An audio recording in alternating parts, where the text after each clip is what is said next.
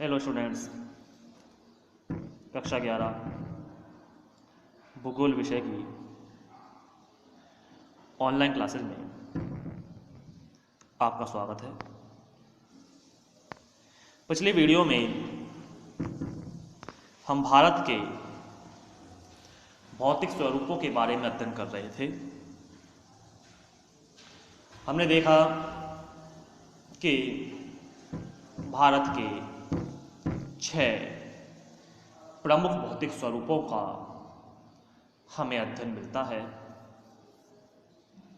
उत्तर का पर्वतीय प्रदेश, उत्तर का विशाल मैदान, थार का मरुस्थल, प्रायद्वीपीय पठार, द्वीप समूह और समुद्र तटीय मैदान।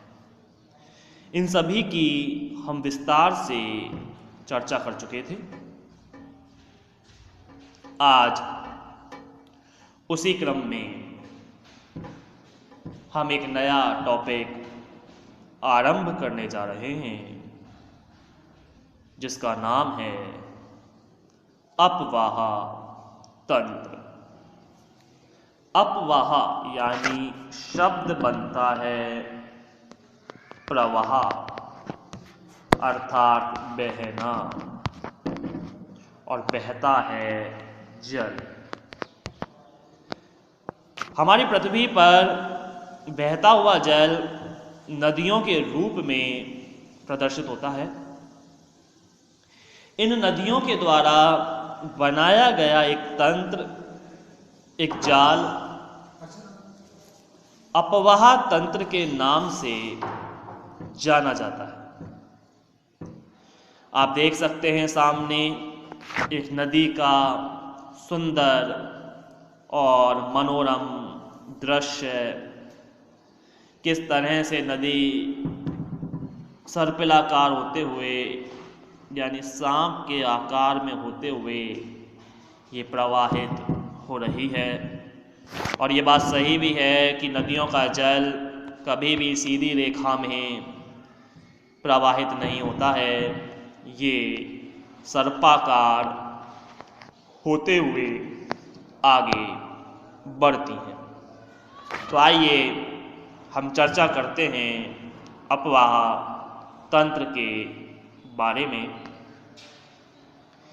ये भारत की मुख्य नदियों का एक जाल आप देख सकते हैं, जिसमें ये जो गहरी काली लाइन दिखाई जा रही है, जिसके ऊपर लाल लाइन चलती चली गई, ये भारत के जल विभाजक कहलाती है। अर्थात ये पर्वतीय श्रृंखला, उच्च भूमि और पठारी क्षेत्र है। जैसे यहाँ अरावली की श्रृंखला पाई जाती हैं, यहाँ सतपुड़ा विंध्याचल की श्रृंखला है, ये प्रायद्वीपीय पठार का हिस्सा है। परिणामतः हमारा भारत प्रवाह की दृष्टि से 2 भागों में बंट जाता है। एक बंगाल की खाड़ी में गिरने वाली नदी तंत्र और दूसरा अरब सागर में गिरने वाला नदी तंत्र। आप देखें इस डार्क ब्लैक लाइन के ऊपर जो लाल रंग दिखाया गया है, इसके इस तरफ बहने वाली नदियाँ किस तरह से एक जाल बनाती हुई अरब सागर में गिर रही हैं, और यहाँ बहने वाली नदियाँ किस तरह से जाल बनाते हुए अंततः बंगाल की खाड़ी में गिर रही हैं। ये नदियों के एक और दृश्य को आप सामने देख सकते हैं, ये किस तरह से नदियाँ प्रवाहित होती हैं। जैसे यहाँ देखें तो गंगा नदी, यमुना नदी आगे बढ़ रही है, यमुना गंगा में मिल जाती है और गंगा आकर बंगाल की खाड़ी में। इधर से चंबल नदी यमुना में मिलती है, इधर से सोन नदी गंगा में मिलती है। यहाँ कई छोटी नदियाँ जैसे गोदावरी है, पैन गंगा है, महानदी है, कावेरी है, कृष्णा है, ऐसी कई नदियां हैं जो पश्चिम से जिनका उद्गम होता है और प्रवाहित होते हुए पूरब में जाती हैं, क्योंकि मध्य में ये जल विभाजक है, उच्च भूमि है, जो एक क्षेत्र के जल को दूसरे क्षेत्र में पहुंचने से रोकता है। आइए भारत में अपवाह तंत्र की चर्चा करते हैं। निश्चित वाहिकाओं के माध्यम से, वाहिकाएं बहाने वाली, अर्थात वह क्षेत्र, वह नाली नुमा संरचना जिसमें से जल बहकर आगे बढ़े, उसे वाहिकाएं कहा जाता है। तो निश्चित वाहिकाओं के माध्यम से हो रहे जल प्रवाह को अपवाह तथा इन वाहिकाओं के जाल को अपवाह तंत्र कहा जाता है। जिस तरह मानव शरीर में विभिन्न प्रकार की धमनियां, शिराएं होती हैं जो रक्त के संचार में अपना योगदान देती हैं, उन धमनियों और शिराओं में से होता हुआ रक्त शरीर के प्रत्येक हिस्से में पहुंचता है, उसी तरह से इन नदियों के माध्यम से, इन वाहिकाओं के माध्यम से नदियों का जल विभिन्न क्षेत्रों में प्रवाहित होता हुआ अंततः सागरीय क्षेत्र में विलीन हो जाता है। वहां के भूवैज्ञानिक समय अवधि, चट्टानों की प्रकृति एवं संरचना, स्थलाकृति, बहते हुए जल की मात्रा और बहाव की अवधि का परिणाम ही अपवाह तंत्र है। यानी एक अपवाह तंत्र ये नहीं कि अचानक से प्रकट हो गया, लंबे समय से, कितने समय से ये बहता आ रहा है, उस क्षेत्र का ढाल कैसा है, वहाँ चट्टानें कैसी हैं, अगर चट्टानें कोमल हैं, कमज़ोर हैं, तो उनका कटाव अधिक होगा और नदियों का मार्ग चौड़ा होता चला जाएगा। तो ऐसी स्थिति में अपवाह तंत्र को हम परिभाषित अगर करें तो निश्चित वाहिकाओं के माध्यम से हो रहे जल प्रवाह को अपवाह कहा जाता है और इन वाहिकाओं के जाल को अपवाह तंत्र कहते हैं। कुछ प्रतिरूप आते हैं कि जब नदियां बहती हैं और मैदानों में प्रवेश करती हैं या पर्वतों से नीचे उतरती हैं तो कुछ आकृतियों का निर्माण करते हुए चलती हैं। कुछ प्रतिरूपों का निर्माण होता है, जैसे नंबर 1 वृक्षाकार प्रतिरूप। यह प्रतिरूप पेड़ की शाखाओं के अनुसार बनता चला जाता है। उत्तरी मैदान की नदियां ऐसे प्रतिरूप का निर्माण करती हैं। वृक्षाकार, वृक्ष की आकृति के समान एक पेड़ की शाखा जिस तरह से निकली हुई होती है, इस तरह से ये नदियां भी अपना प्रवाह निर्मित करती हैं। अरीय प्रतिरूप, जब नदी किसी पर्वत से निकलकर सभी दिशाओं में बहती है, अर्थात इस तरह से किसी नदी का उद्गम किसी पर्वतीय क्षेत्र से हुआ, कुछ दूर बहने के बाद ये अलग अलग दिशाओं में बट गई, तो ऐसा प्रतिरूप अरीय प्रतिरूप कहलाता है।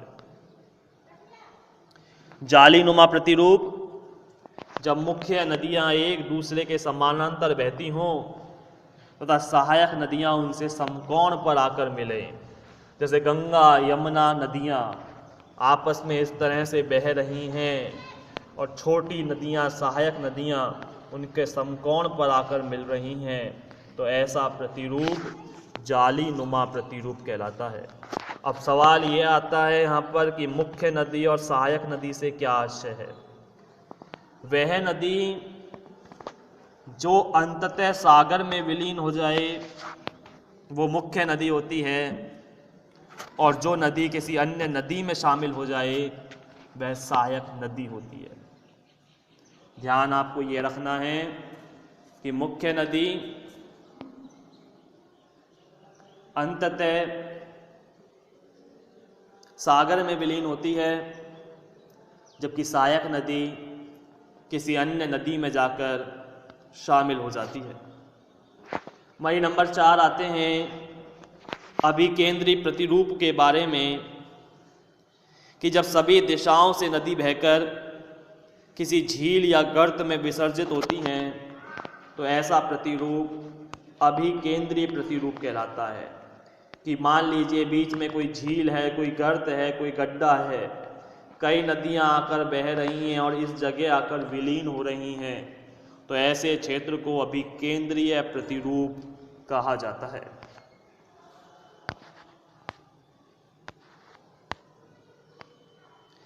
एक नदी विशिष्ट क्षेत्र से अपना जल बहाकर लाती है, ऐसे क्षेत्र को जल ग्रहण क्षेत्र या कैचमेंट एरिया कहा जाता है। यानी जिस क्षेत्र से अपना जल बहाकर ला रही है नदी, उस क्षेत्र को कैचमेंट, कैच मतलब पकड़ना, किस क्षेत्र के जल को उसने पकड़ा है, ऐसे क्षेत्र को जल ग्रहण क्षेत्र कहा जाता है। एक नदी एवं उसकी सहायक नदियों द्वारा प्रवाहित क्षेत्र को अपवाह द्रोणी कहा जाता है। एक अपवाह द्रोणी को दूसरे से अलग करने वाली सीमा को जल विभाजक या संभर वाटर शेड कहते हैं। यानी जैसे हमने देखा था पिछले मानचित्र के अंतर्गत, एक क्षेत्र की नदियां जिस तरह से प्रवाहित हो रही हैं ये अपवाह द्रोणी है और ये दूसरे क्षेत्र की अपवाह द्रोणी, और इन दोनों को अलग करता है ये जल विभाजक, ये उच्च भूमि, ये पर्वतीय क्षेत्र, जिसके कारण पूरब की नदियां पश्चिम की ओर और पश्चिम की नदियां पूरब की ओर प्रवाहित नहीं हो पाती। बड़ी नदियों के जल ग्रहण क्षेत्र को नदी द्रोणी, जबकि छोटी नदियों में नालों द्वारा अपवाह क्षेत्र को जल संभर कहा जाता है। नदी द्रोणी एवं जल संभर एकता के परिचायक हैं। इनके एक भाग में परिवर्तन का प्रभाव अन्य भागों व पूर्ण क्षेत्र में देखा जा सकता है। ये स्वाभाविक है। यदि किसी नदी के क्षेत्र में मामूली भी कोई परिवर्तन आ जाता है तो उसका प्रभाव आगे तक विशाल रूप में मिलता है। एग्जाम्पल, कोई नदी इस तरह से प्रवाहित हो रही थी, अचानक उस नदी के मार्ग में हल्का सा इस तरह से मोड़ उत्पन्न हो गया। अब ये नदी का जल जो पहले इस तरफ जा रहा था अब वो इस तरफ मुड़ जाएगा। यानी एक हल्का सा बदलाव और नदी के क्षेत्र में पूरी तरह से परिवर्तन। कोसी नदी बिहार का शोक कहलाती है। ये अपने मार्ग परिवर्तन के लिए कुख्यात है। ये अपना मार्ग परिवर्तन कर लेती है वर्षा ऋतु में, जिससे भारी मात्रा में बाढ़ की उत्पत्ति होती है। तो एक छोटा सा नदी की द्रोणी में, नदी क्षेत्र में परिवर्तन एक बहुत बड़े प्रभाव को प्रदर्शित करता है। जल संभर क्षेत्र के आकार के आधार पर भारतीय अपवाह द्रोणी का वर्गीकरण यहाँ किया जाता है कि वे क्षेत्र जो 20,000 वर्ग किलोमीटर से अधिक अपवाह क्षेत्र में फैले हुए हैं। दूसरा मध्यम नदी द्रोणी जो 2,000 से लेकर 20,000 वर्ग किलोमीटर अपवाह क्षेत्र में फैले हुए हैं, और वे क्षेत्र जो 2,000 वर्ग किलोमीटर से कम अपवाह वाले क्षेत्र में फैले हुए हैं। ऐसे 3 प्रकार का अपवाह द्रोणी ये उन क्षेत्रों में है जहां वर्षा तीव्र गति से होती है, जबकि ये वो क्षेत्र हैं जहां वर्षा बहुत कम मात्रा में होती है। तो इस तरह से आज हमने भारत के अपवाह तंत्र के बारे में एक परिचय जाना कि एक क्षेत्र की नदियां किस तरह से प्रवाहित होती हुई अंततः सागर में विलीन होती हैं या किसी अन्य नदी में मिल जाती हैं या स्थल से आरंभ होकर स्थल में ही समाप्त हो जाती हैं। इनके बारे में अन्य बातें, शेष चर्चाएं हम आगामी वीडियो में करेंगे। लेकिन तब तक के लिए धन्यवाद।